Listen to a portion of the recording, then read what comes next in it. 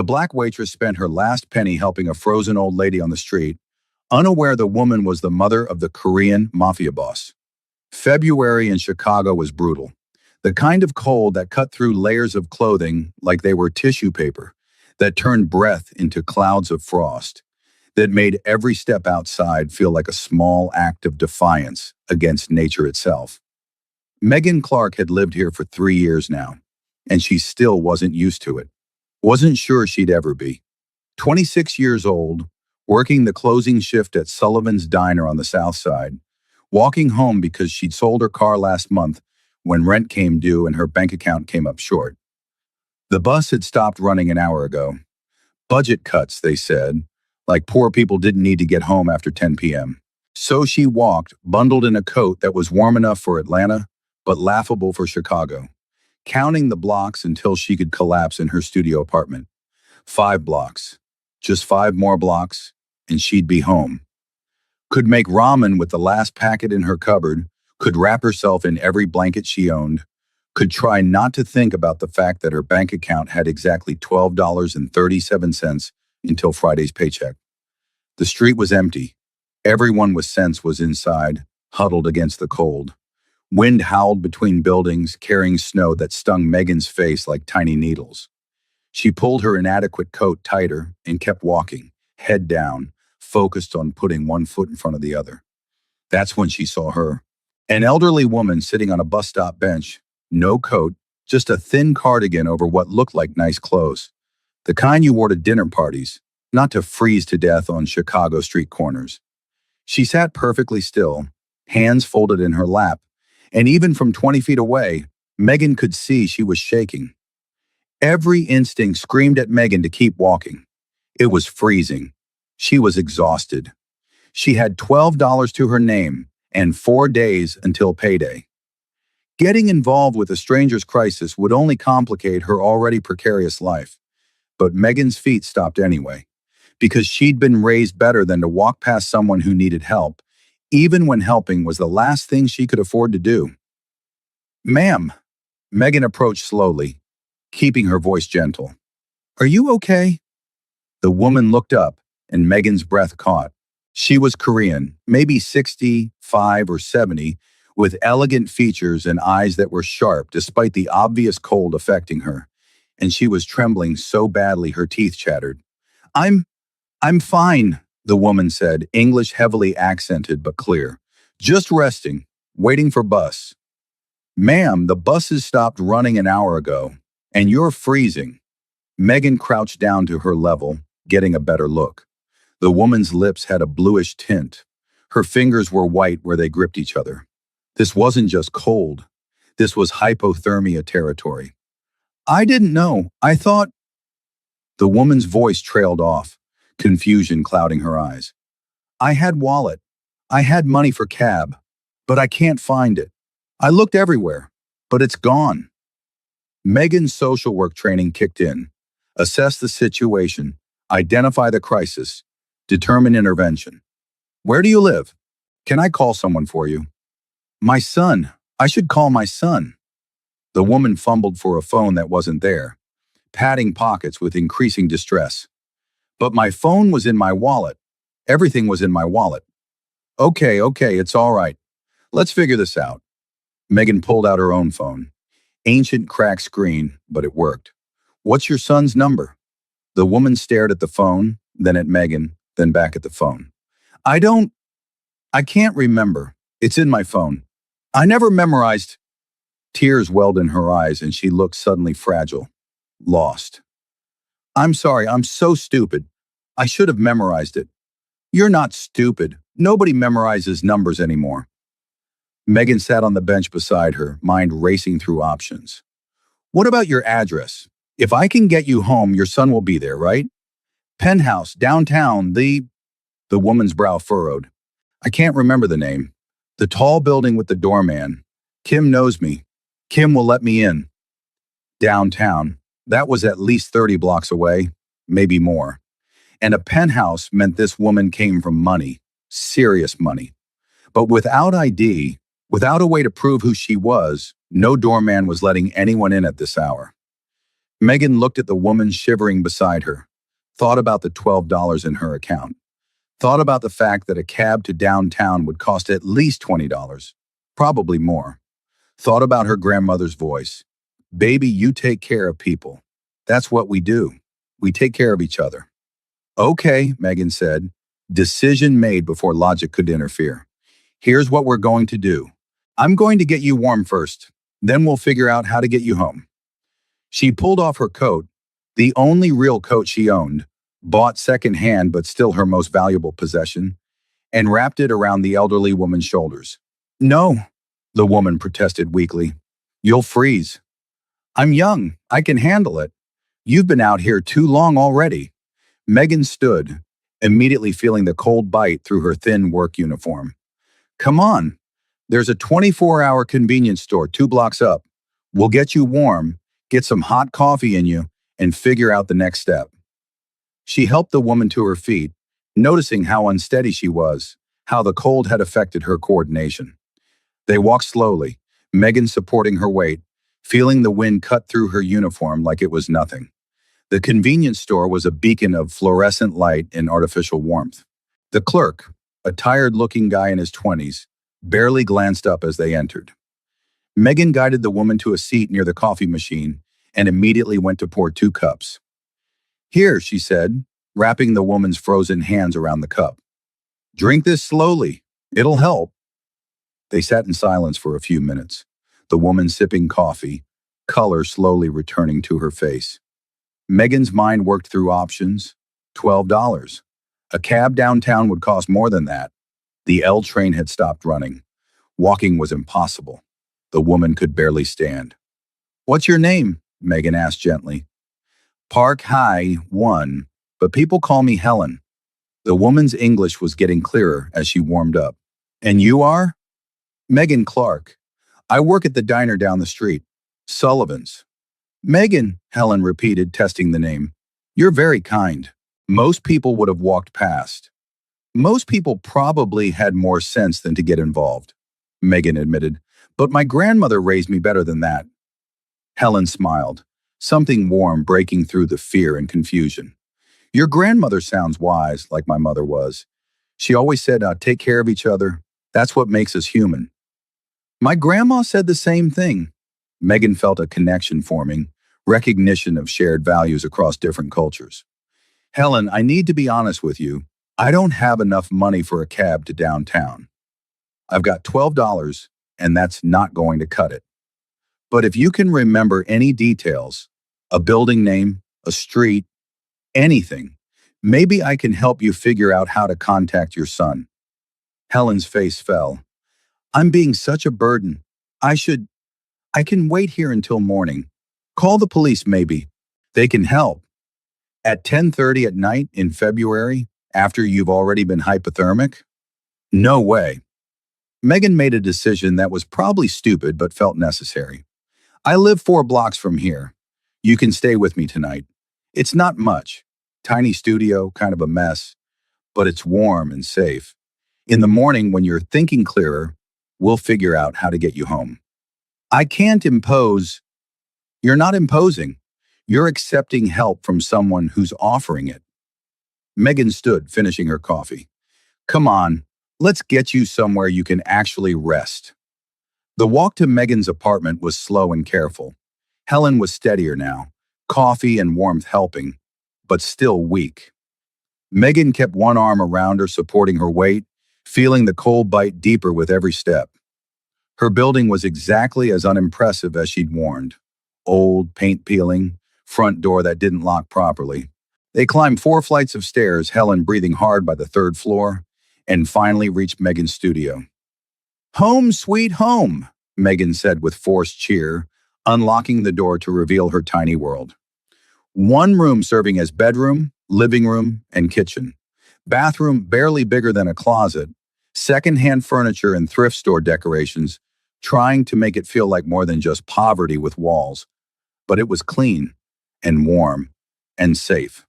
Sit, Megan instructed, guiding Helen to the only comfortable chair. A worn armchair Megan had rescued from a curb. I'm going to make you some tea. Get you some real food." She busied herself in the kitchen area, hyper aware of how little she had to offer. The cupboards were basically empty.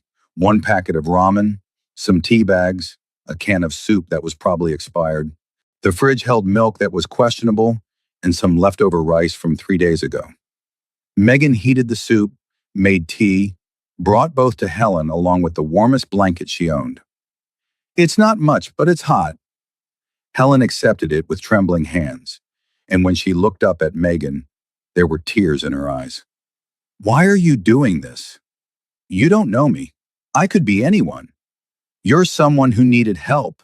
That's all that matters." Megan sat on the floor back against the bed. "My grandma used to say that we're all just one bad day away from needing kindness from strangers. Today was your bad day. Tomorrow might be mine. Your grandmother raised you well. She tried, died 2 years ago, but I like to think she'd be proud." The familiar ache of loss settled in Megan's chest. "Anyway, you eat that soup, drink that tea, and we'll figure out the rest tomorrow." "I feel like I should tell you something," Helen said quietly, "about who I am. So you understand?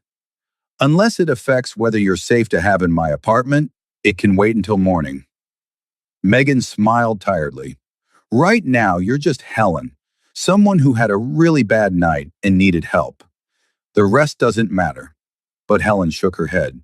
"It matters because my son, when he finds out what happened, when he discovers I was lost and alone and you helped me, he'll want to thank you properly. And I need you to understand that his gratitude can be overwhelming." Something in her tone made Megan pay attention. "Your son is protective, very, and powerful. And sometimes his way of showing gratitude can be intimidating to people who don't know him." Helen's expression was complicated, love and worry mixing.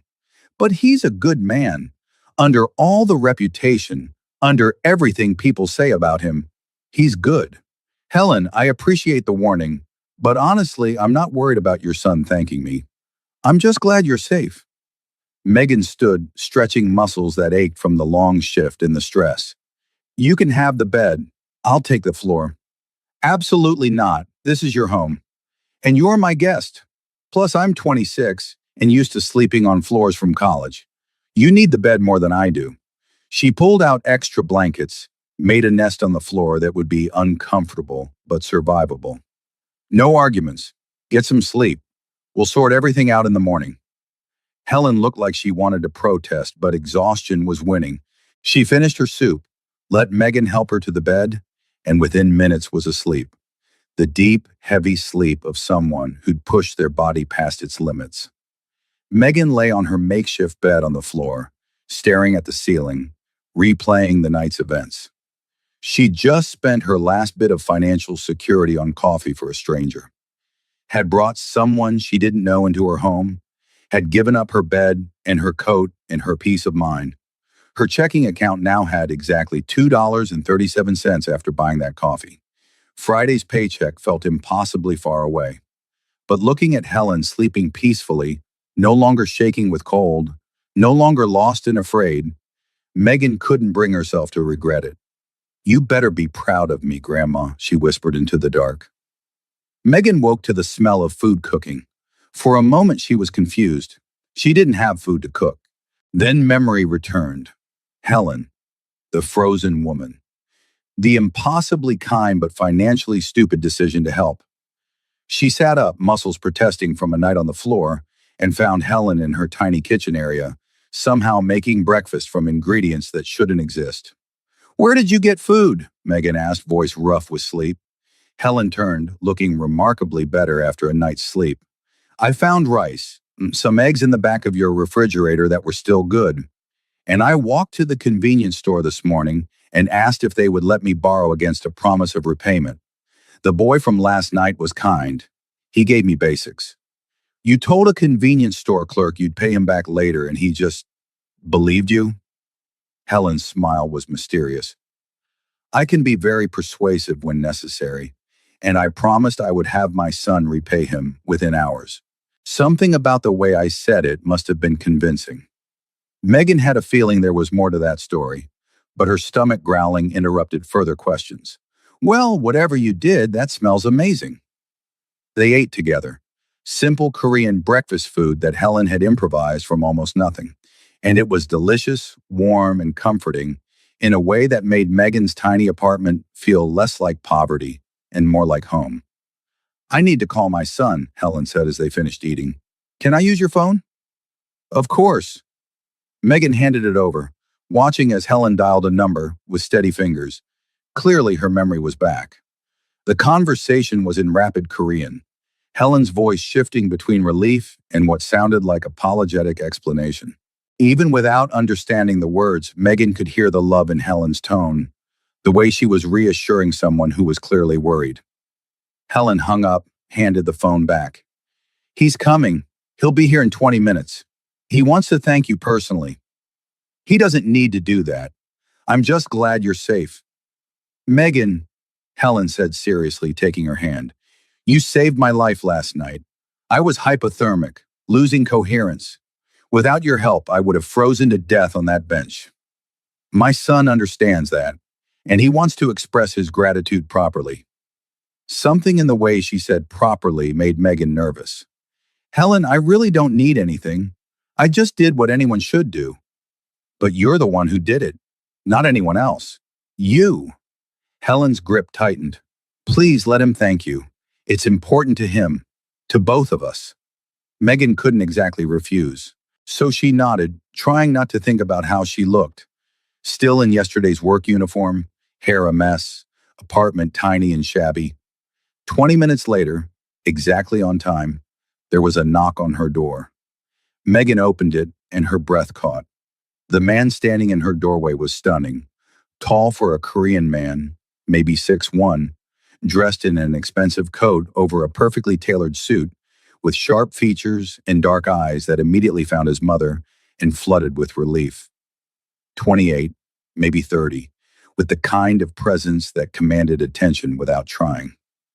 Iyama, he said, moving past Megan like she wasn't there, going straight to Helen and pulling her into a tight embrace. He spoke in rapid Korean, checking on her, Megan assumed, making sure she was really okay. Helen responded, patting his back in that universal mother gesture of reassurance, and Megan stood awkwardly by the door, feeling very much like an intruder in her own home. Finally, the man pulled back, checked his mother over with critical eyes, then turned his full attention to Megan, and the intensity of his gaze made her feel pinned, cataloged, assessed in ways that were both intimidating and oddly thrilling. You're Megan Clark, he said, English perfect, voice deep and controlled. You found my mother last night, freezing on a bus bench, and you helped her. Yes, she needed help. Anyone would have done the same. No, he said flatly. They wouldn't have. Most people walked past her. Security footage from the convenience store shows at least 15 people saw her and kept walking before you stopped. Security footage. He'd already checked security footage. Megan filed that away as interesting and slightly concerning. Well, I stopped. She needed help. It's what you do.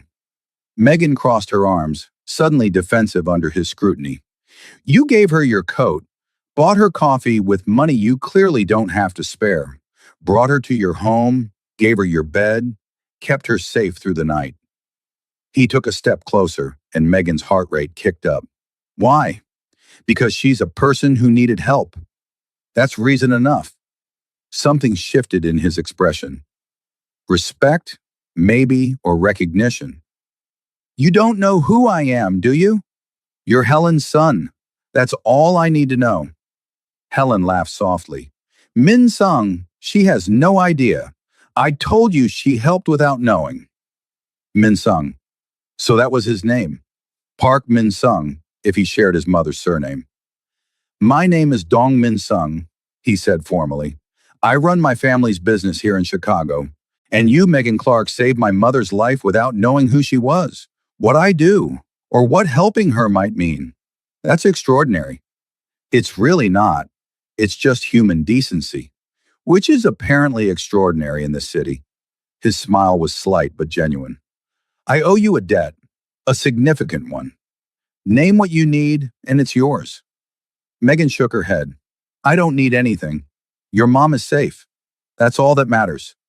You're standing in an apartment that costs you more than you can afford, wearing a uniform from a job that barely pays you enough to survive, and you spent your last money buying my mother coffee. He said it without judgment, just facts. Let me help you. It's the least I can do. How do you know what I can afford? Because I did my research. In the 20 minutes it took to get here, I learned everything about you, Megan Clark. 26 years old, social work degree from University of Illinois, working as a waitress at Sullivan's Diner because nonprofit jobs don't pay enough to live on. 73,000 in student loan debt, behind on rent by 2 months, sold your car last month to make ends meet. Anger flashed through Megan. You investigated me? I investigate everyone who enters my mother's life. It's necessary. He said it matter-of-factly, like privacy violation was just standard procedure. But what I found only makes me more grateful. You have nothing, and yet you gave everything to help her. I'm not looking for a reward. I know. That's why I want to give you one. Min Sung pulled out a card, held it out. This is my private number. Call me when you're ready to discuss how I can properly thank you. And Megan? His eyes held hers. I always repay my debts. Always, and he turned back to his mother, spoke in Korean, arranging to take her home, Megan assumed, and Helen hugged Megan tightly. Thank you, she whispered in English, for seeing me, for helping. You're special, Megan Clark. My son sees it too. Then they were gone, expensive car waiting downstairs, leaving Megan alone in her tiny apartment with a business card and a head full of questions. She looked at the card. Simple, elegant, embossed lettering, Dong Min, sung with a phone number. No title, no company name, nothing to indicate what his family business actually was. But something in the way he'd said it, the way his mother had warned her about his overwhelming gratitude, made Megan think this was more complicated than a simple thank you from a grateful son. Her phone rang. Unknown number. Hello? Miss Clark, this is James Park, Mr. Dong's assistant. I'm calling to inform you that your rent has been paid in full, both back payments and 6 months forward. Additionally, a car will be delivered to your address this afternoon, and your student loans have been transferred to a private account that requires no monthly payments until you're financially stable. Megan's world tilted. What? No, I didn't ask for any of that. Mr. Dong is aware. He's expressing gratitude for saving his mother's life. He also wanted me to inform you that a position has been created for you at Dong Community Services, a nonprofit he funds that does crisis intervention and support for vulnerable populations. The position is yours if you want it, salary commensurate with your education and experience. This is insane. I can't accept. Mr. Dong anticipated you might say that. He asked me to tell you that you're not accepting charity. You're accepting gratitude from a son whose mother would have died without your intervention, and that he hopes you'll at least consider the job offer, as your skills are genuinely needed. I need to think about this. Of course, Mr. Dong said to take all the time you need, but the rent is paid regardless, Miss Clark, and the loans are transferred. Those are gifts, not conditional on anything. Goodbye. What the hell had she gotten herself into? Megan stood frozen in her apartment for a full 5 minutes after the call ended, trying to process what had just happened. Rent paid, student loans handled, a car being delivered, a job offer doing actual social work instead of slinging coffee. It was too much, way too much. Nobody did things like this. Dropped life-changing money on a stranger just because of one night of basic human kindness. Except apparently Dong Min Sung did. She looked at his card again, noticed details she'd missed before. The quality of the paper? Heavy, expensive. The embossing so precise it must have cost a fortune. Everything about it screamed money and power. Her phone rang again. This time she recognized the number. Sullivan's Diner. Hey, Tommy, she answered, already knowing this wasn't going to be good news. Megan, I don't know what you did or who you pissed off, but some guys in expensive suits just came by asking questions about you. Real intense. Made everyone nervous. Her manager's voice was tight with stress. Look, I like you, but I can't have that kind of attention on my diner. I'm going to have to let you go. The unfairness of it hit like a physical blow. Tommy, I didn't do anything wrong. I helped someone who needed help. I believe you. But those guys, they weren't cops and they weren't friendly, and I got a business to protect. I'm sorry, Megan. I really am. I'll mail you your last check. He hung up before she could argue further. So now she was unemployed. Rent was mysteriously paid, but she had no income, no job, and apparently had attracted the attention of guys in expensive suits who scared her boss badly enough to fire her. Megan looked at Min Sung's card one more time, then made a decision. She dialed the number. He answered on the first ring. Megan, did you send people to my workplace to ask questions about me? A pause. I sent my security team to ensure you were safe and to gather background information. It's standard procedure. Well, your standard procedure just got me fired. My manager was so scared by your security team that he let me go over the phone. Anger made her voice sharp. So thanks for that. Silence. Then, I apologize. That wasn't my intention. I was trying to protect you, not harm you. Protect me from what? I helped your mother. That's it. I don't need protection. You don't understand what helping her means, what it makes you in the eyes of certain people. His voice was serious, weighted. Megan, there are people who would hurt you to get to me, who would see your kindness to my mother as an opportunity. I can't allow that. Can't allow it? You don't get to make decisions about my life. I get to make decisions about keeping you safe. That's non-negotiable. The certainty in his voice was both infuriating and oddly thrilling.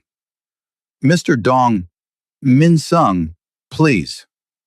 Min Sung, I appreciate the gratitude. I do.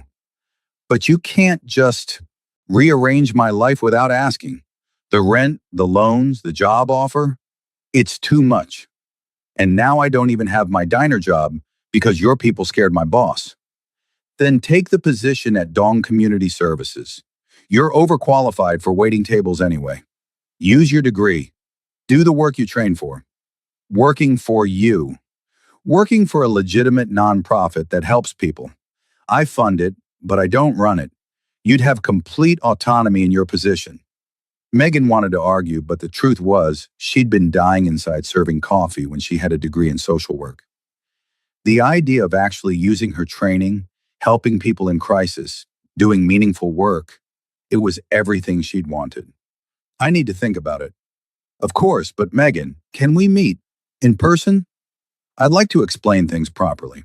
Help you understand why I'm doing this. This feels like you're trying to control me. I'm trying to protect you. There's a difference. Please, have dinner with me tonight. Let me explain. After that, if you want nothing to do with me or my world, I'll respect that. But give me the chance to make you understand. Every logical part of Megan's brain screamed to say no. This man was clearly involved in something dangerous. His family business wasn't legitimate. The expensive suits, the security team, the way his mother had warned about his overwhelming gratitude all pointed to organized crime. But there was something in his voice, not just concern, but genuine care, and the memory of how he'd held his mother, the relief in his eyes when he'd seen she was safe, that had been real. One dinner, Megan heard herself say, somewhere public, and Min Sung, no more surprises, no more investigating me or rearranging my life. If we're going to have any kind of conversation, it needs to be honest. Honest, I can do honest. He sounded relieved. Tonight, 7 p.m. I'll send a car. I'll meet you there. Just text me the address. You don't have a car anymore. Then I'll take a cab. I'm not showing up in a car you sent. I need some independence here. A pause, then what might have been a smile in his voice. You're very stubborn. You're very pushy. 7 p.m. Text me the address. She hung up before he could argue, then immediately wondered if she'd just made a huge mistake.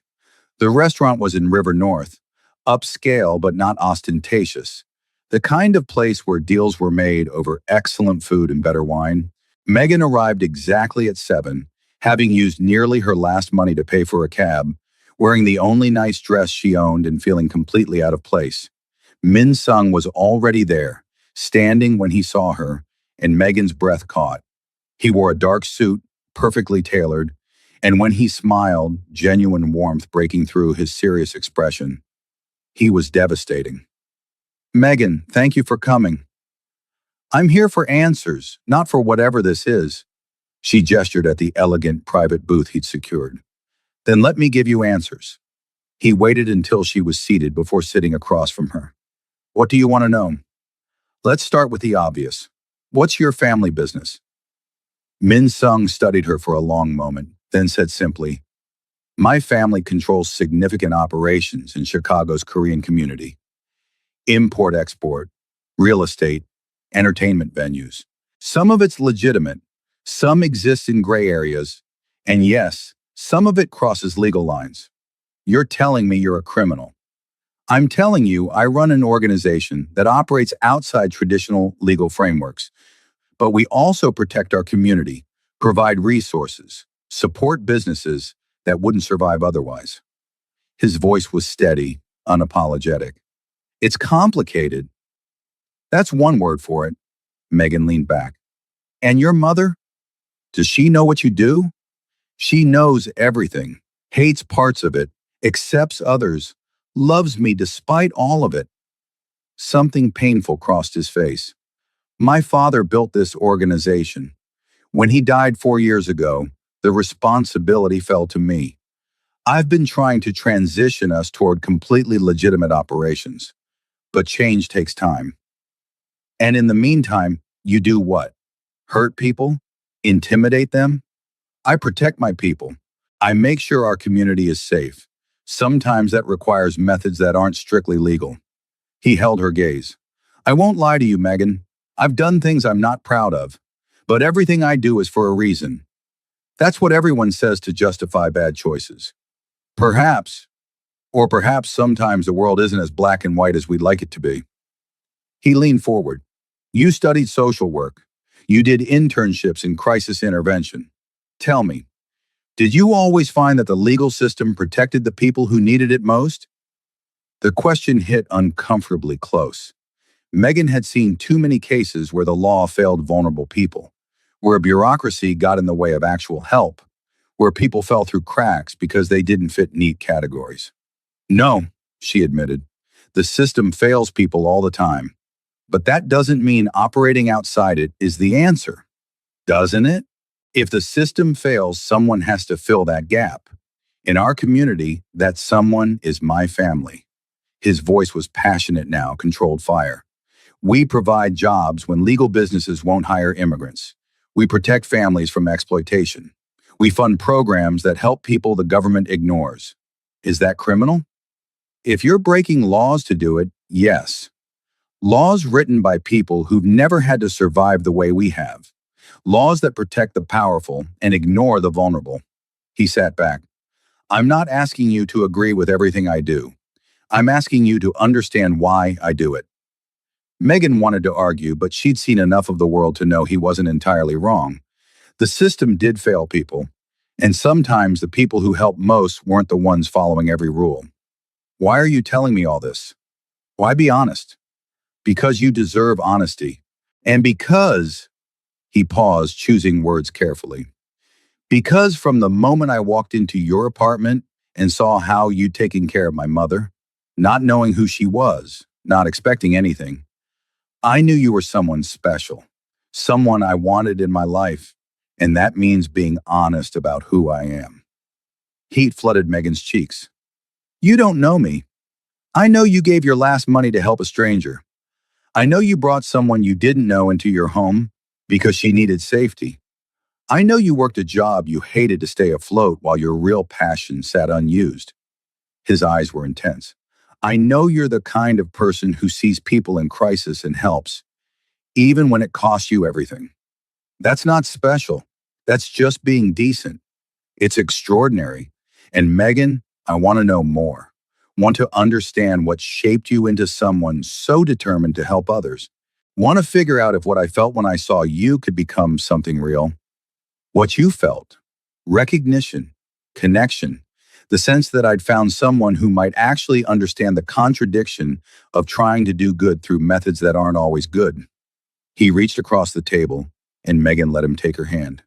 I'm not a good man, but I want to be better. And something about you makes me believe that's possible. Megan should have pulled her hand away, should have stood up and walked out, should have protected herself from whatever dangerous attraction this was. Instead, she found herself saying, "Tell me about your mother, how she ended up lost last night."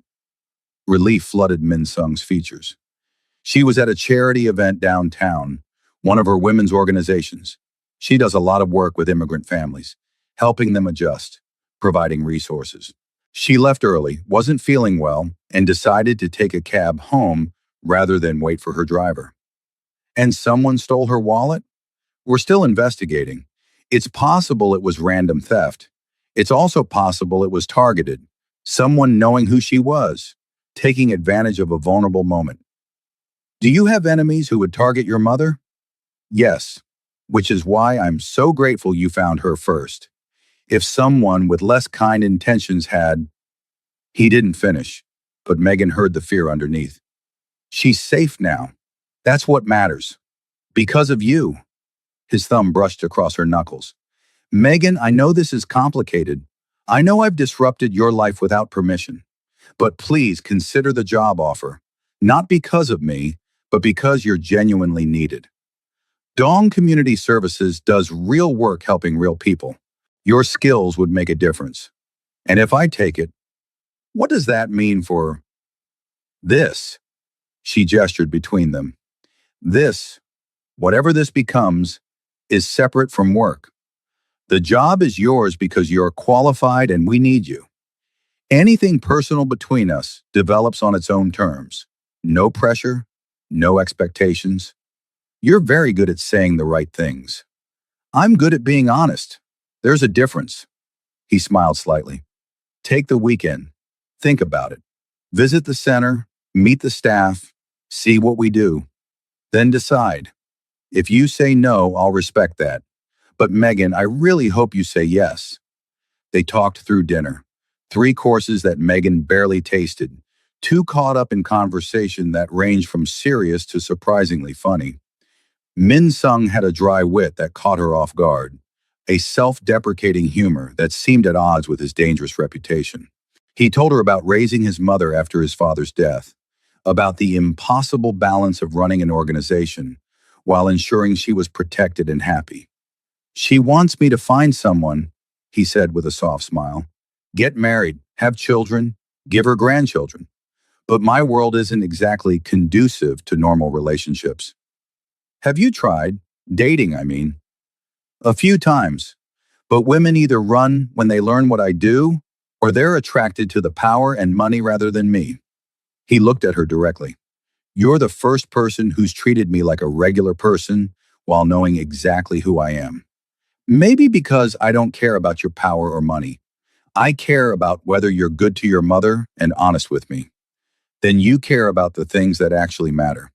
His smile was warm. My mother likes you, by the way. She called me earlier, said you were exactly the kind of person she'd been praying I'd meet. She barely knows me. She knows you saved her life without hesitation. She knows you gave up everything to keep her safe. That's all she needs to know. He paused. She'd like to see you again. Properly thank you herself. Would you be willing to have tea with her this weekend? Min Sung, no strings attached, just tea. She wants to get to know the woman who helped her. And honestly, having my mother's approval means everything. If she likes you, which she clearly does, that's significant. Megan found herself agreeing, even as a voice in her head screamed that she was getting in too deep. But Helen had been kind, genuine, and Megan genuinely wanted to make sure she was okay. The evening ended too soon. Min Sung walked her outside where his car waited, a different one from this morning, equally expensive. Let me drive you home, he offered. It's late, and this neighborhood is fine. I can take a cab. Megan, please. I know you value independence, and I respect that, but let me do this. Let me know you got home safely. Something in his voice made her relent. She climbed into the car, and Min Sung settled beside her, maintaining careful distance but present. The drive passed in comfortable silence. When they reached her building, Min Sung walked her to the door. Thank you, he said, for giving me this chance, for listening, for not running when I told you the truth. I'm still processing the truth, Megan admitted, still trying to figure out if this is smart or the stupidest thing I've ever done. Probably both, he smiled. But Megan, I meant what I said, about wanting to know you, about feeling something when I saw you. I don't take that lightly. Good, because I don't either. She looked up at him, this dangerous, complicated man who looked at her like she was precious. I'll think about the job and the tea with your mother. But Min Sung, if we're going to do this, whatever this is, I need honesty. Complete honesty. No more surprises. Complete honesty, I promise. He lifted her hand to his lips, pressed a soft kiss to her knuckles. Sleep well, Megan Clark, and thank you for everything. He left and Megan climbed the stairs to her apartment, head spinning with possibilities and warnings. She shouldn't see him again. Shouldn't even consider his job offer. Should put distance between herself and this world before she got in too deep. But as she lay in bed that night, she kept seeing Min Sung smile, kept hearing the genuine gratitude in his voice, kept thinking about the possibility of doing work that mattered, of being more than just a waitress marking time. Her phone buzzed. A text from Min Sung. Thank you for tonight. Sleep well. MS simple, sweet, completely devastating to her resolve. Megan typed back, thank you for dinner and for being honest. That means something. His response came immediately. Everything I told you was true, including the part about wanting to know you better. I'll wait as long as you need. Megan set her phone down, stared at the ceiling, and wondered if she was falling for someone who could either save her or destroy her. Time would tell. The next morning, Megan made a decision. She was going to visit Dong Community Services, see what they actually did, meet the people who worked there. Not because she decided to take the job, but because she needed to understand what she was considering. The center was in a renovated building in Chicago's Koreatown, 3 stories, modern but welcoming, with accessibility features and signs in multiple languages. Inside was bustling activity, families in the waiting area, staff members moving with purpose, the organized chaos of a place that actually helped people. Can I help you? A young Korean woman approached with a warm smile. I'm Jennifer Park, the assistant director. I'm Megan Clark. I was told to come by and see the facility. Jennifer's eyes lit up. Oh, you're Megan. Mr. Dong said you might visit. Welcome. Let me show you around. The tour was impressive. The ground floor housed drop-in services, legal aid, housing assistance, job placement, all available without appointments or complicated intake processes. We serve about 300 families a week, Jennifer explained. Most are recent immigrants or people who've fallen through cracks in the traditional system. The second floor held counseling rooms, meeting spaces, and a large community room where a group therapy session was in progress. Crisis intervention and ongoing support, Jennifer said. We have therapists on staff, but we're desperate for someone with your specific background, someone who understands trauma and crisis response. The third floor was administrative offices and a library with resources in multiple languages. And in the corner was an empty office with windows overlooking the street.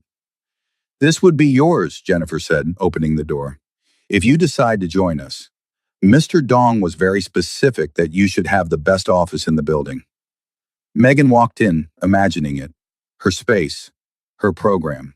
A chance to build something that actually helped people. What's it like, she asked. Working for Min Sung? Jennifer's expression was thoughtful. Honestly, he's the best boss I've ever had. He funds us completely.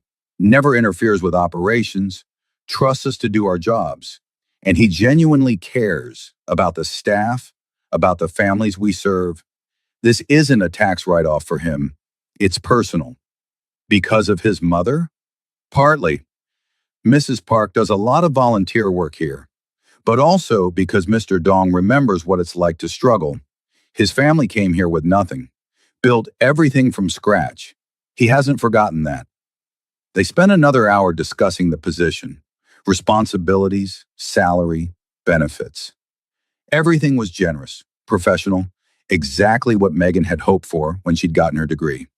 Think about it, Jennifer said as Megan prepared to leave. We really need you. And between us, Mr. Dong specifically requested you. Not just because of what you did for his mother, but because he researched your academic work.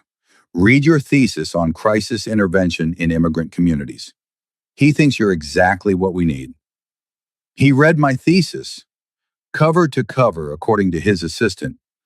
Mr. Dong is very thorough when something matters to him, and apparently you matter. The words settled in Megan's chest, warm and terrifying. Tea with Helen Park happened on Sunday afternoon, at the penthouse Megan had heard about but never seen. A doorman who knew Helen by name let Megan up, and Helen herself answered the door, looking healthy and happy, and nothing like the frozen woman from that terrible night. "Megan! Come in, come in!" Helen pulled her into a hug that felt genuinely warm. "I'm so glad you came." The penthouse was stunning, floor-to-ceiling windows overlooking Chicago, elegant furniture that somehow managed to feel comfortable, art that was probably worth more than Megan had earned in her entire life. But it was also clearly a home. Photos everywhere, Helen and Min Sung at various ages, family gatherings, moments of genuine happiness. This wasn't just a show place. People lived here, loved here. "Min Sung's not here," Helen said, settling them in the living room with tea and delicate pastries. "I thought you might appreciate just us." "Girl talk, yes?" "Girl talk," Megan agreed, relieved and maybe slightly disappointed. They talked for hours. Helen told her about her life, coming to America with her husband 30 years ago, building a business from nothing, raising Min Sung in two cultures. "It wasn't easy," she admitted. "My husband's work was dangerous, but he provided for us, made sure Min Sung had every opportunity. Min Sung said you didn't approve of everything his father did." "I didn't. I don't." Helen's expression was complicated, but I understood it. When systems fail you, when you're treated like you don't matter, you find other ways to survive. My husband did what he thought was necessary. Min Sung is trying to do better. Is he? Doing better? He's trying, transitioning the business toward legitimate operations, funding community programs, building things that actually help people. Helen reached over, took Megan's hand. "He's a good man caught in a difficult situation, and I hope, meeting you might help him see a different path. Helen, I barely know him, but you see him, really see him. Not the reputation, not the money, not the danger. You see the person underneath." Her eyes were bright with hope. "Do you know how rare that is? How lonely it is to be seen only for what you do, never who you are?" Megan thought about that. Thought about Min Sung's eyes when he talked about wanting someone who saw past the surface, about the vulnerability under his controlled exterior. "I'm scared," she admitted, "of his world, of getting hurt, of making a mistake that cost me everything." "Fear is wisdom," Helen said gently, "but don't let it stop you from living." I was scared when I married Min Sung's father, scared of his world, scared of what it meant, but I loved him anyway. And yes, it was hard. Yes, there were moments I regretted it. But Megan, I also got Min Sung from that choice, and he's the best thing I ever did. You're telling me to give him a chance. I'm telling you to give yourself a chance, to do the work you're passionate about, to let yourself feel something instead of just surviving. Helen squeezed her hand. "My son is complicated. His life is dangerous. But he's also kind, loyal, and so desperately lonely. and I think you might be exactly what each other needs." They talked until evening, and when Megan finally left, Helen hugged her tightly. "Whatever you decide, thank you. For saving me. For seeing Min Sung as more than his reputation. For being exactly who you are." Megan made her decision on Monday morning. She called Jennifer Park at Dong Community Services and accepted the position.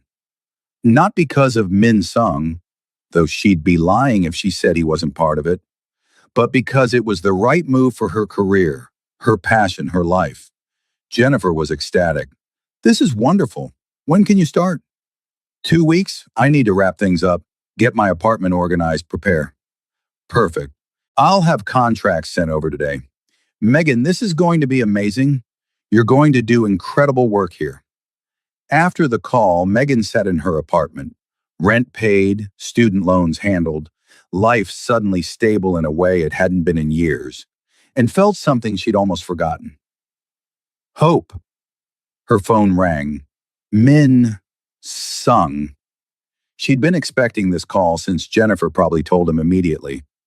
"Congratulations," he said, voice warm. "Jennifer tells me you accepted." "I did. The work is important, and I'm qualified. It made sense."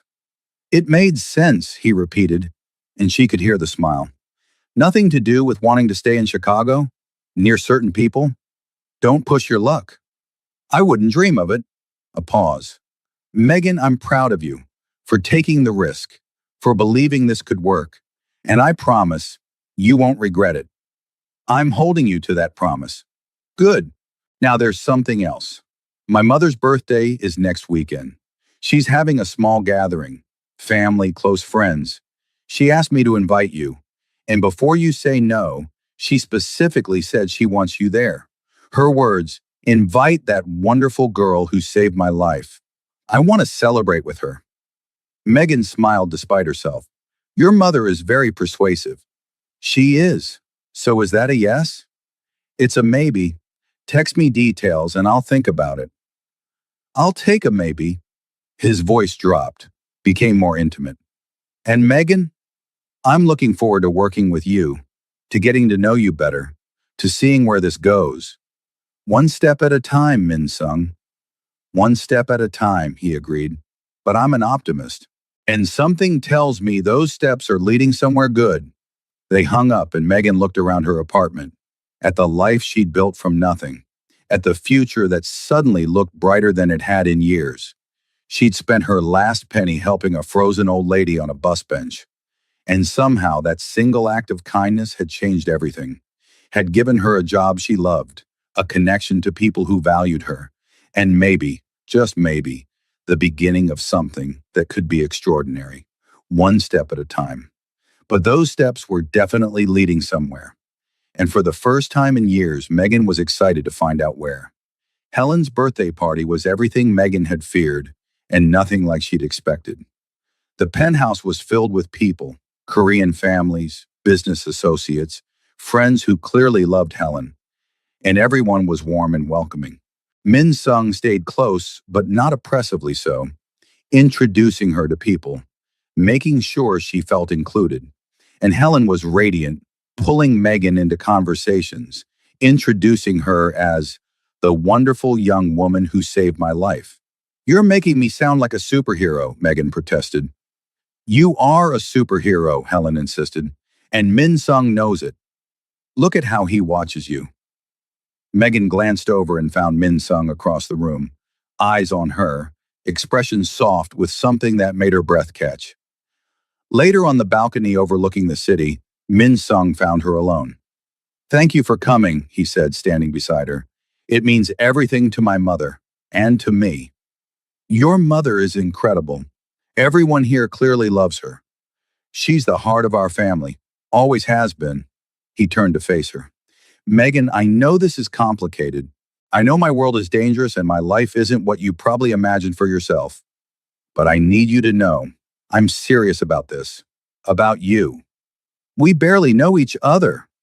Then let's change that. Let me take you on actual dates. Let me show you who I am when I'm not being the head of a criminal organization. Let me prove that underneath everything, I'm just a man who wants to be with an extraordinary woman. Megan looked at him, this complicated, dangerous man who looked at her like she was his whole world. Okay, she said softly, let's try.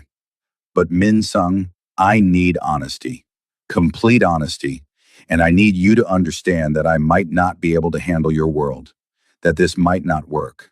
I understand. And Megan? He took her hand gently. If it doesn't work, if you decide this isn't for you, I'll let you go. I won't pressure you or try to control you. Your happiness matters more than what I want. You're saying all the right things again. I'm saying true things. There's a difference. He lifted her hand to his lips, pressed a soft kiss to her knuckles. Thank you, Megan Clark, for giving me this chance, for being brave enough to try. Thank you for being worth the risk. They stood on that balcony, Chicago spread out below them, and Megan felt something shift. This wasn't just attraction or gratitude. This was the beginning of something real, something that had started with a simple act of kindness on a frozen night.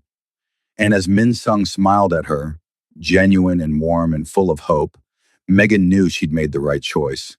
Sometimes the best things in life started with spending your last penny to help someone who needed it. 3 months passed like a dream Megan kept waiting to wake up from. She started at Dong Community Services, threw herself into building the Crisis Intervention Program, and discovered that doing work she loved made every day feel purposeful in a way she'd almost forgotten was possible. And Min Sung courted her properly. Not with expensive gifts, though those appeared anyway, much to her protests, but with time. Dinners where they talked for hours. Walks through Chicago neighborhoods where he showed her the community he was trying to protect. Quiet evenings at Helen's penthouse where the three of them cooked together and laughed like a family. You're different with her, Helen observed one night when Megan was in the kitchen. Min Sung was on the phone in the other room, voice sharp with authority as he handled some business crisis. Softer, happier, more like the boy I remember before his father died. He's different with you too, Megan said, chopping vegetables for the stew Helen was making. The way he looks at you, like you're his whole world. I raised him alone after his father was killed. We only had each other for so long. Helen's eyes were distant with memory. I worried he'd become too hard, too closed off. But then you appeared, and suddenly my son was smiling again, laughing, hoping for something beyond just survival. I'm not doing anything special. You're being yourself. That's the most special thing of all. Helen squeezed her hand. Megan, I need to tell you something. Min Sung is planning to propose. Megan's knife clattered to the cutting board. What? He hasn't said it directly, but I know my son. He's been looking at rings, asking about what I think you'd like, planning something romantic. Helen's smile was knowing. And before you panic, I'm telling you this because I think you should be prepared, not surprised. Helen, we've only been together 3 months. And how long did you need to know he was special? To feel something you've never felt before? Helen's voice was gentle but firm. Time is a construct, Megan. Connection is real. And what you two have, that's real. Megan's heart raced. Marriage. To a man who ran a criminal organization. To someone whose world was dangerous and complicated and nothing like what she'd imagined for herself. But also to someone who made her laugh. Who listened when she talked about her work. Who looked at her like she was precious. Who was trying every day to be better than his circumstances. I don't know if I can say yes, she admitted quietly. His world is so dangerous, Helen. What if something happens to him? What if I end up like you, raising a child alone because the man I love got killed? What if you spend your whole life playing it safe and miss out on the greatest love you'll ever know? Helen countered. Megan, I won't lie to you. Marrying into this family is hard. It's scary. There are nights I don't sleep, worrying about Min Sung. But I also wouldn't trade the years I had with his father for anything. And I wouldn't trade watching Min Sung become the man he is, a man who's trying to be better because he found someone worth being better for. Min Sung returned before Megan could respond, but Helen's words stayed with her through dinner, through the evening, through the drive home. At her building, she still kept her apartment, even though she spent most nights at Min Sung's place. He walked her to the door as always. You're quiet tonight, he observed. Everything okay? Just thinking. Megan looked up at him. Min Sung, where do you see this going? Us, I mean. He studied her carefully. Do you want the polite answer or the honest one? Always honest. I see marriage, children, growing old together, building a life that's more than just my family's business. His voice was steady, certain. I see you as my wife, Megan, as the mother of my children, as the person I come home to every night for the rest of my life. That's terrifying. I know, but it's also true. He cupped her face gently. I'm not asking you to decide tonight, but Megan, I need you to know, this isn't casual for me. You're not just someone I'm dating. You're my future, if you'll have me. Your mother told me you're planning to propose. Min Sung laughed, surprised and rueful. She wasn't supposed to tell you. I had this whole plan. I'm glad she did, because Min Sung, I need to think about this. Really think about what it means to marry you, to be part of your world. Something shifted in his expression. Fear, maybe, or worry. And I'm not saying no, but I'm not saying yes yet either. I need time to figure out if I can handle everything that comes with being your wife. Fair enough. He kissed her forehead softly. Take all the time you need. But Megan, I'm not going anywhere. And I'm not giving up on us.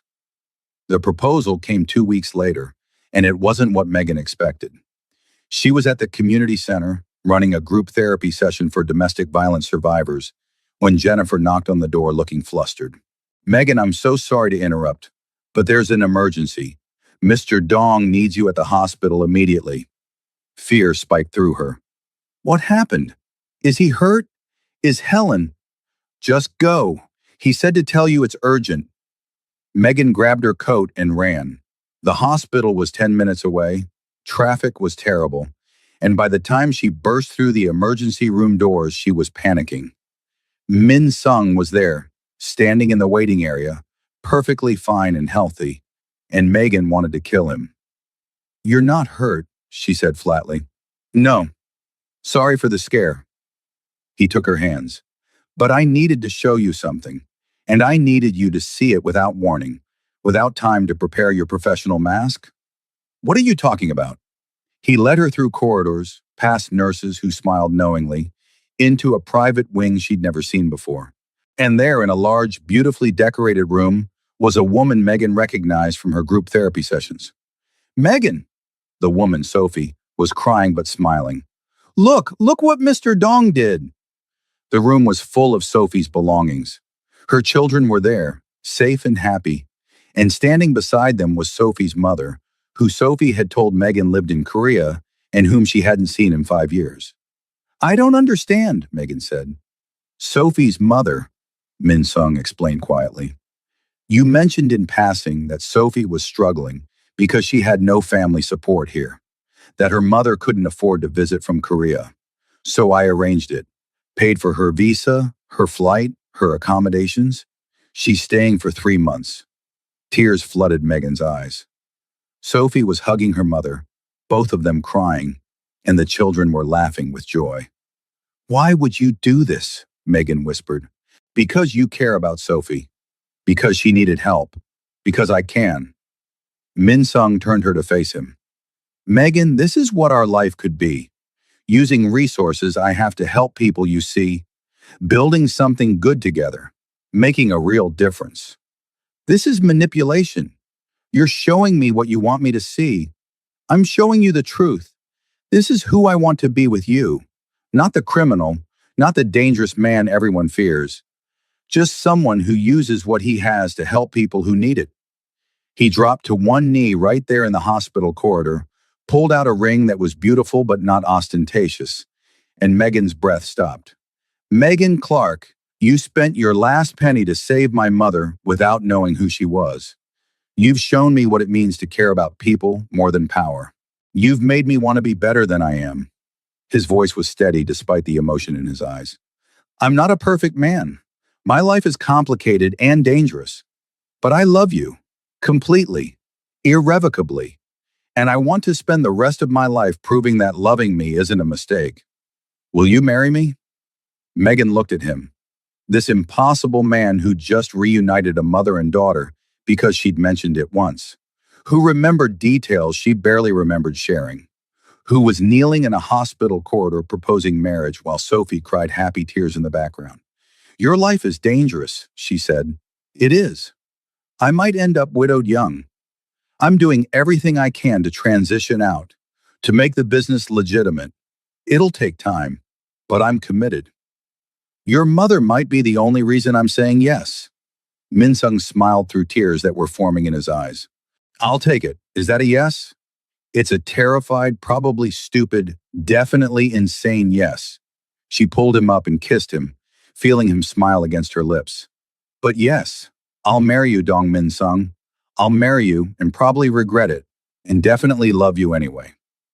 He slipped the ring on her finger, lifted her off her feet, spun her around while Sophie cheered and nurses applauded, and Megan laughed through happy tears.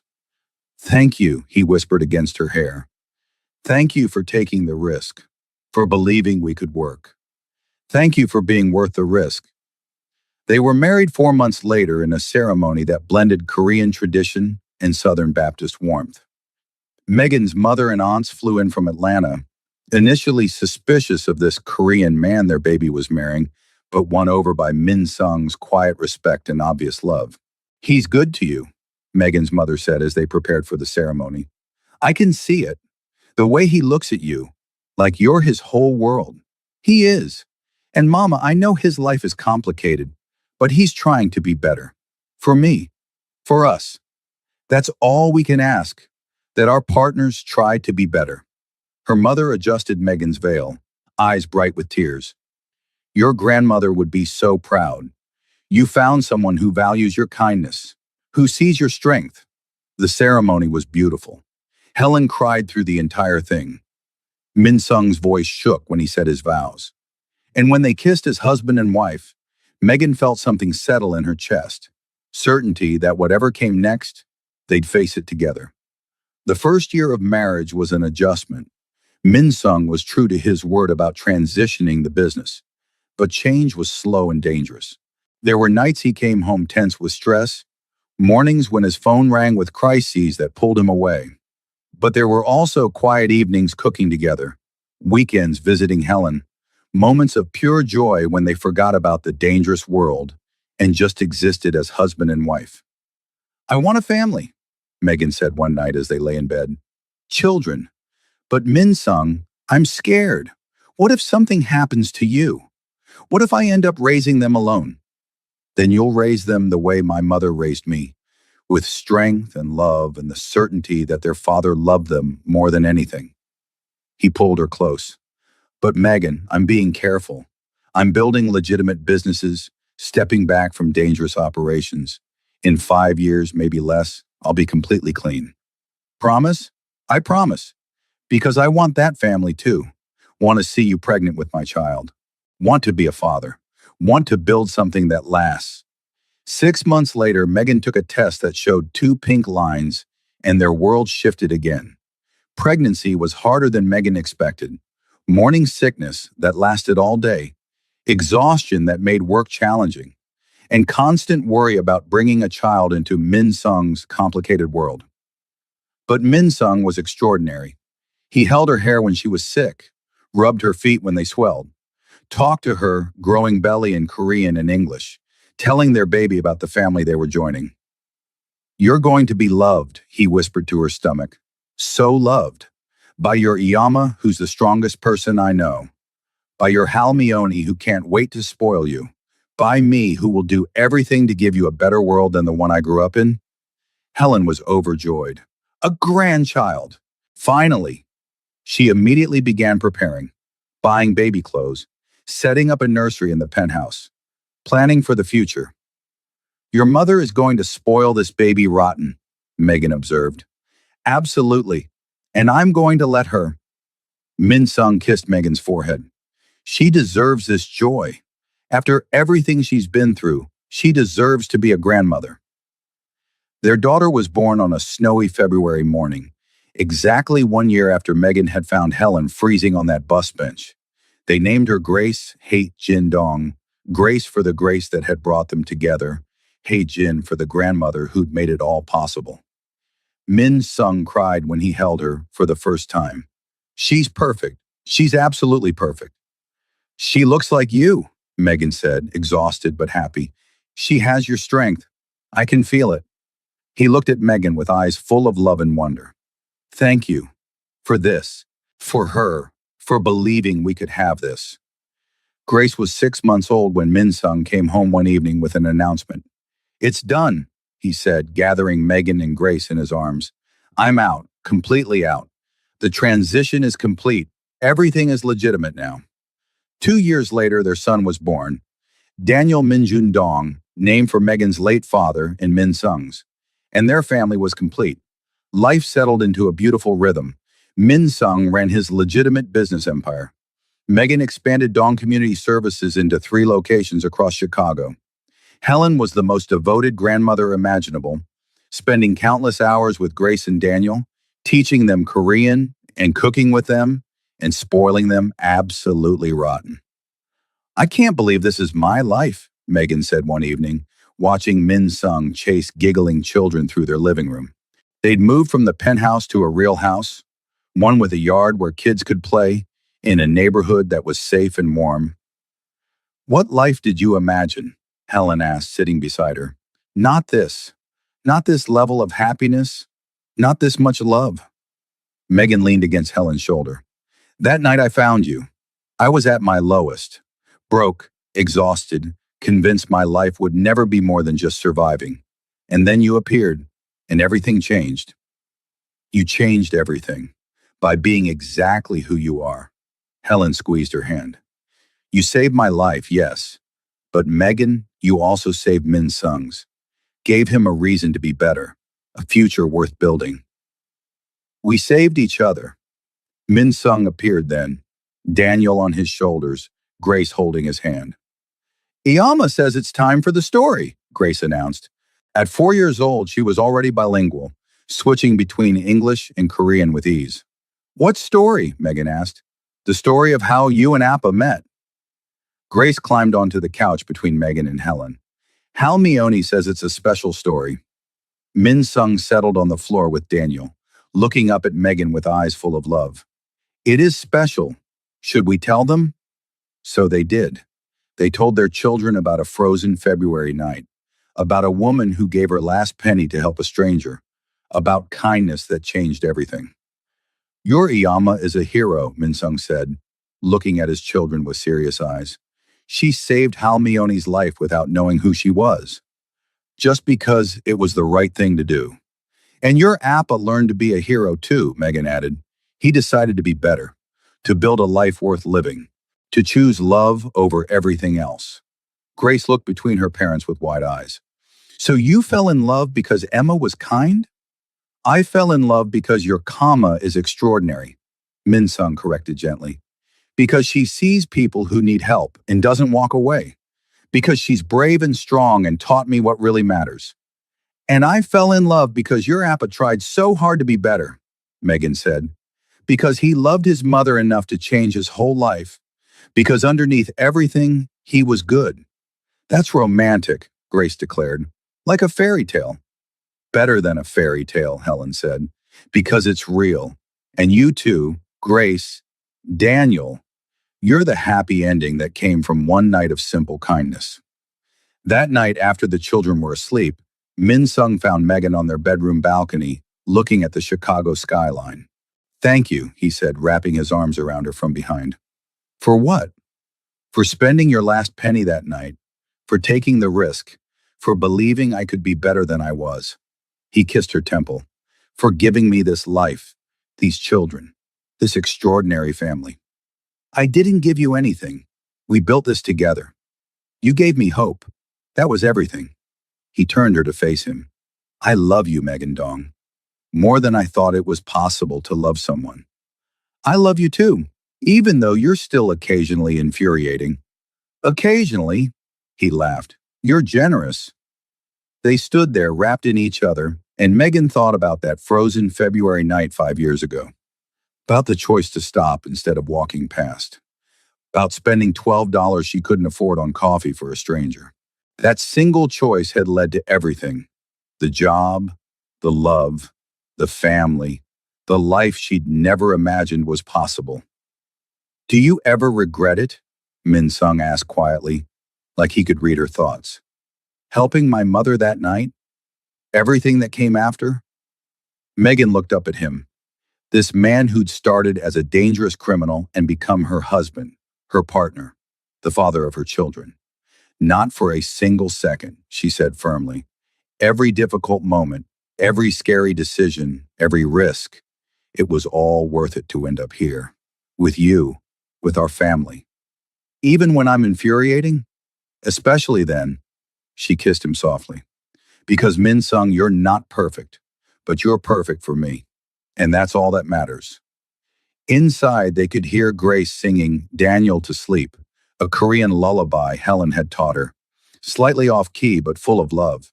And standing on that balcony, with Chicago glittering below and their family safe inside, Megan understood something profound. Kindness wasn't just about the single moment of helping, it was about all the moments that followed. The ripples spreading outward, touching lives, building futures, creating love where there was none before. She'd spent her last penny to help a frozen old lady, and in return, she'd received everything.